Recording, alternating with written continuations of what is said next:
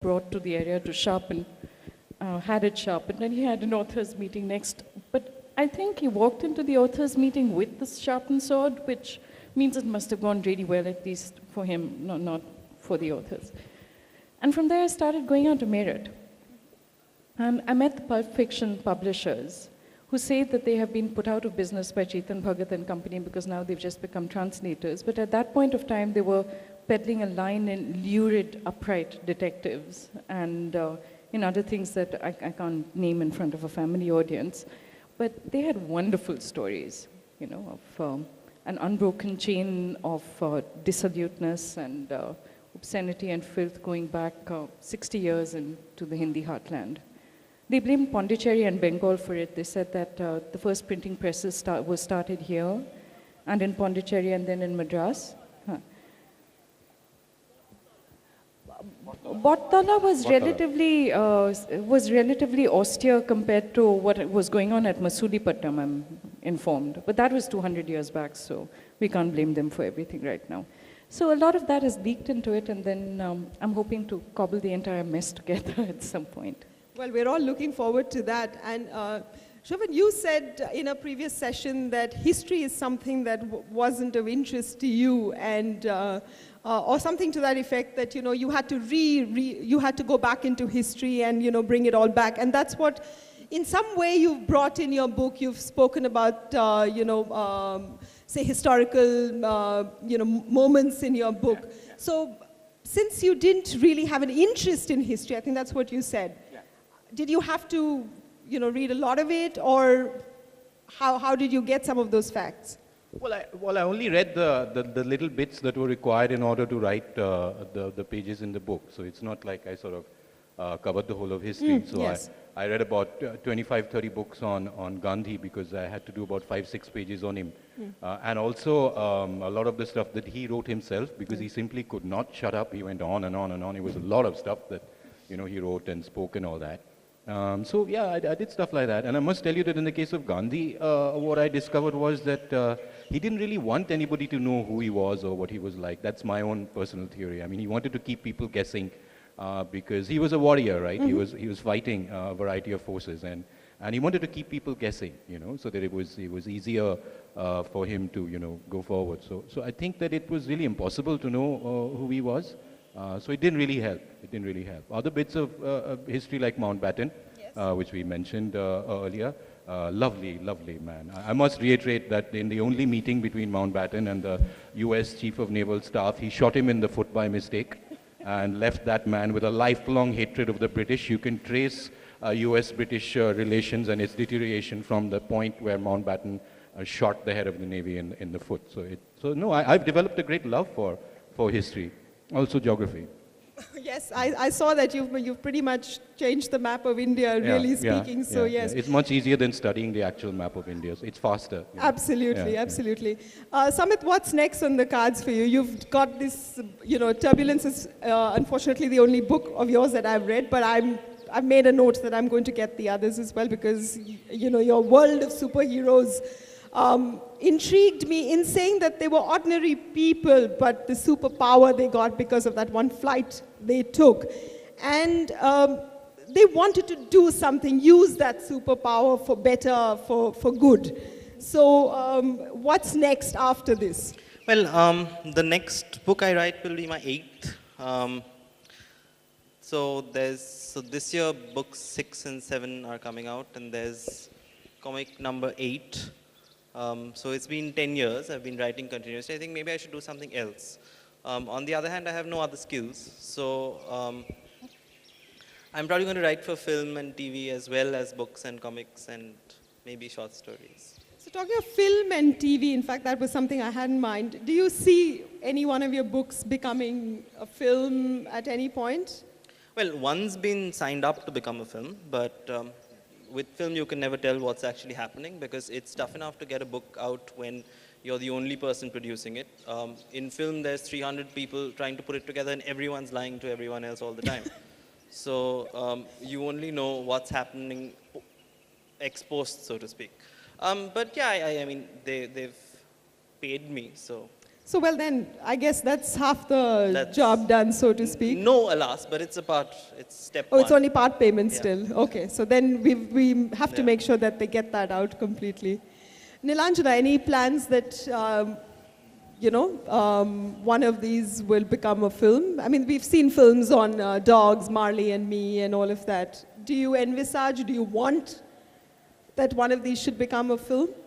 No. Why would I want this to happen when it would make me disgustingly rich and allow me to buy an island in the Caribbean? I'm altruistic like that. I just don't think that this is a good idea. But more seriously, we did have some interest, and a lot of people look at it and then they back away because not only is this a book about cats, but these are Indian cats. So there was, early on, somebody suggested that they'd like to make a cartoon series featuring it. But could the cats be moved to Iowa? And we felt that they wouldn't transplant as easily. Yes, I think so. I mean, having read both your books, I don't think that even half of what you've written about would Though with have low any cunning, relevance. what I suggested was that they take the idea, pay me large sums of money, get a different writer on board, and let him. I mean, he could then come and live on my island in the Caribbean and work on another transferring the book. cats to Iowa or rewriting it. But for some reason, they didn't seem excited about this. So Why Iowa, though? I mean, Poughkeepsie was the other choice. why? Just Midwestern cats. talking of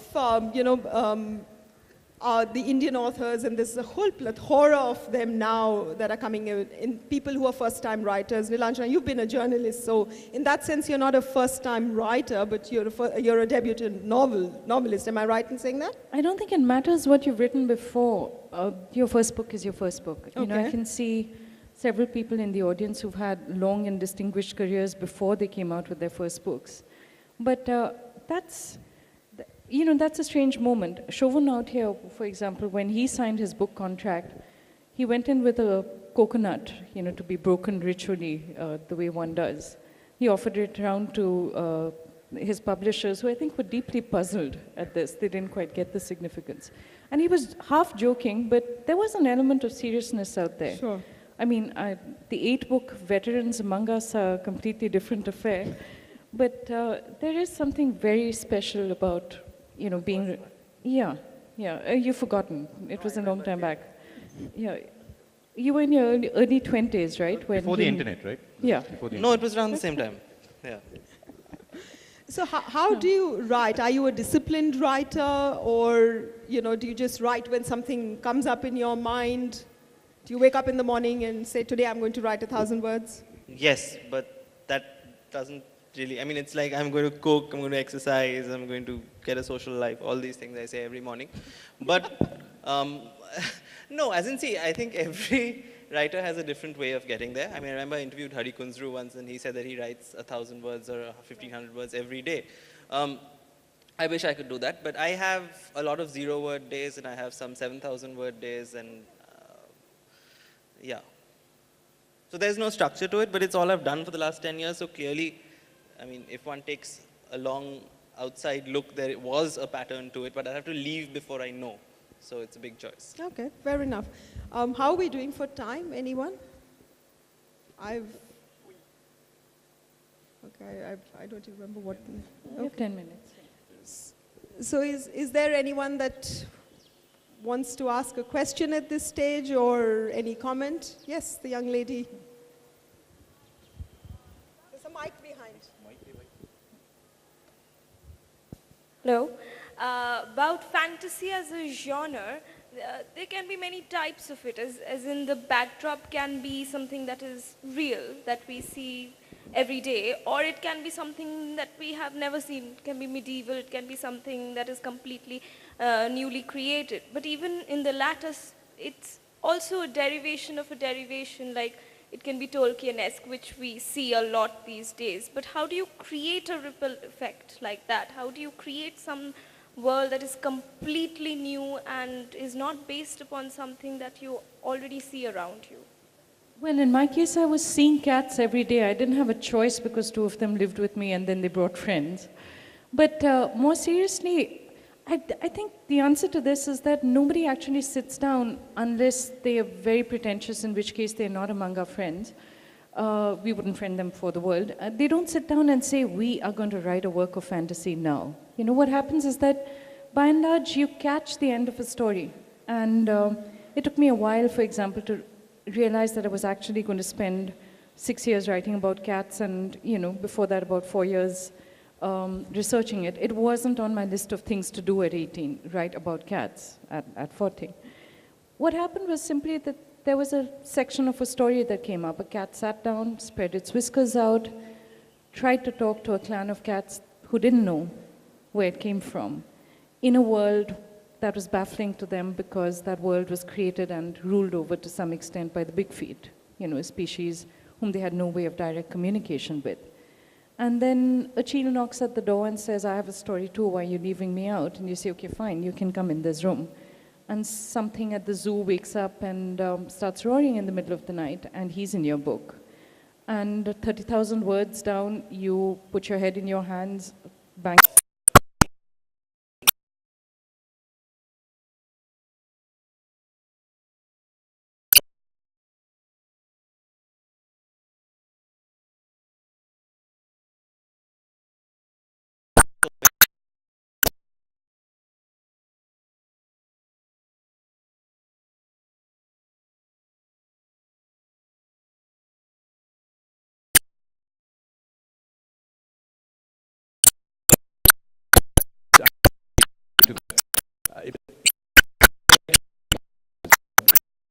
Right.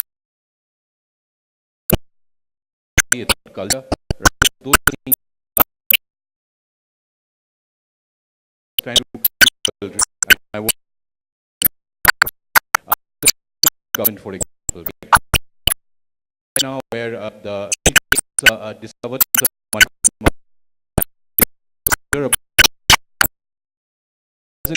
ministry yet.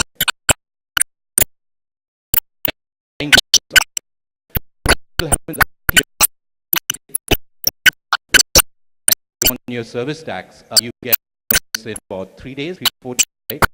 To make elements, you know. So it's very high. Government priorities, as we can see in India, would be the technology 20% to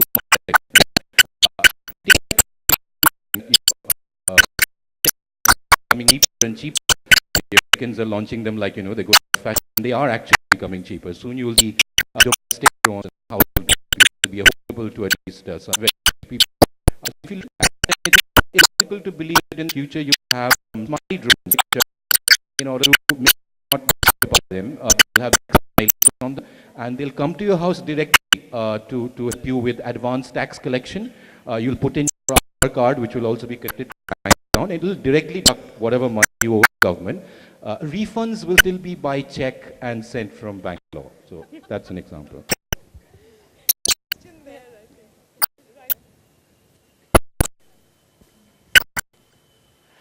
Hi there, thank you for your talk.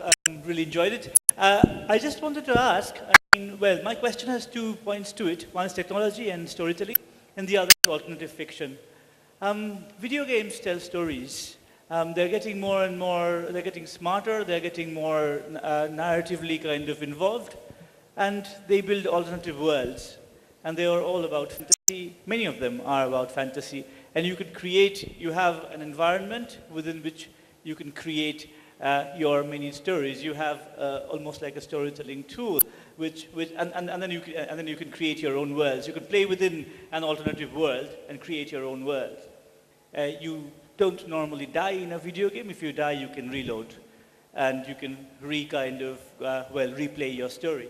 So I was just wondering, what do you think about your practice of, or your craft of writing alternative fiction and technology mediated storytelling kind of modes? Do they come together? Do you think because there's lots of science fiction writers who write for video games. Mark Laidlaw wrote for Half-Life 2, and there are many others. So I was just wondering where you see this kind of in your practice and in India. Oh, well, should I take it? Yeah. No, video games are a perfectly legitimate form of storytelling. what often happens is that the video games that get a lot of attention are the video game equivalents of, say, Dabang 2, which aren't your more sort of cerebral or challenging video games, but there's a lot of fascinating storytelling happening in video games. I'm in fact writing a video game as well. Sorry if I forgot to mention that, because the sort of design documents for video games is essentially like writing several novels at once.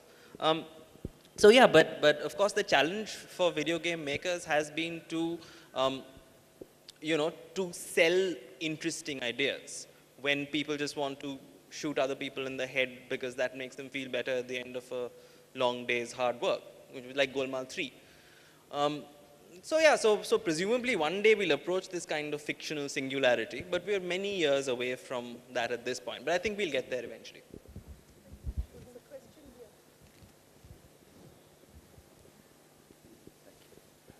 This is addressed to Shovon. Given your interest in geography, which you confessed quite openly a little while ago, and the fact that there is a fair amount of geographical change happening in West Bengal. We're talking about Digha into Goa, Darjeeling into Switzerland, and of course, Kolkata into London. And given your skills at forecasting, 20 years from now, how do you see the geography of West Bengal? It'll be very small. It'll be about 10 to 15 kilometers radius around Calcutta. I think the coal mining areas will kind of declare independence because there'll be a separate profit center for some people. So it'll be this small nucleus, but it'll be the center of the ruling classes of the Chinese government. And they'll be missing concubines a lot because you don't get too many of those here to their standards. And there'll be a lot of Chinese people the soldiers who will be busy chasing people from Nagaland and Mizoram around the jungle because that didn't turn out to be as brotherly as they thought it would be. So they come to Calcutta for rest and recreation, which is disturbing, but true. And also I think that they will use technology to, because see, people have been laying the way, right? All the communist leaders and the Maoists. They've been sort of laying the way for the Chinese to come in, right? So I think some of them, given technology, will be resurrected through, recreated from DNA, like one leader who's passed away, but who scared me when I discovered he was still alive a few years back. He'll probably recreate it from DNA found on a whiskey glass, which somebody found. They'll recreate him. But to the horror of everybody, he'll be recreated about at the age of about 87 or 90, which is what he was when he had that last sip of whiskey. So I think it'll be very interesting, very, very interesting indeed. Thanks, though. Thank you. This is for Shovon. Did you really think of an audience when you were writing the book? And if so, has it lived up to your expectations? I wish I had. In all that time I was writing the book, it never occurred to me to think of audiences because I was so thrilled with myself. I was being so clever, wow, man, look at that, wow, It never occurred to me thinking, who's going to read this? So it's been a bit of a lottery, really. Because satire is lost on a lot of people also, so that's the question. Well, honestly, I didn't want to think of it as satire because mean people do that. And I think of myself as a really nice person trying to help, I'm very warm and, sort of free-spirited in that sense. So, so no, please don't call me, but I thought it was a comedy really because comedies it's nobler. It's like the medical profession, you're really trying to help people. It's just that people don't pay you as much as they pay the medical profession. I'm hoping we can start at least teaching other people, then we'll get some, fees and things like that. So let's see. But no, I didn't have any clue about audiences. So is this going to be the trend of your future writings also? That's a very good question. If I have to earn any money, then I'd probably have to rethink my strategy to a certain extent. So, it's a work in progress. Right now, I'm writing a detective story which is set in the aforementioned Chinese-occupied Calcutta. So I have a suspicion that will also mystify the vast majority of the reading public. So let's see where it goes. Look forward to it.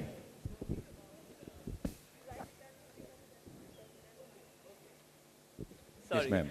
We're going on with Shovon, of course, but since you're talking about the